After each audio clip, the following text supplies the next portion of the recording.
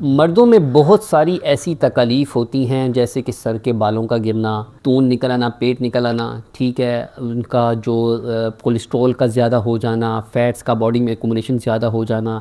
आप कहते हैं कि मर्दों की जो छातियाँ हैं वो औरतों जैसी होने लग जाती हैं, ठीक है, जिसकी वजह से उनको एम्बैरेसमेंट, शर्मिंदगी का सामना करना पड़ता है अपने दोस्तों में, ठीक है। ये बहुत सारी ऐसी अलामात हैं जिसकी के पीछे वजह एक ही होती है, और वो वजह क्या होती है? टेस्टोस्टेरॉन का गिरना। अब टेस्टोस्टेरॉन का लेवल नॉर्मल से अगर गिर रहा है तो उसकी भी मुख्तलिफ वजूहात, मुख्तलिफ रीज़न्स हैं, ठीक है। अच्छा, यहाँ पे कोई भी पैथी इतना अच्छा डील नहीं करती जितना कि होम्योपैथिक, चूँकि नेचुरल मेडिसिन हैं, इससे बेहतर तरीके से इसकी काज को देखते हुए इसको नॉर्मल लेवल पे लेकर आती हैं और मर्दों के ये मसाइल हल होने लग जाते हैं।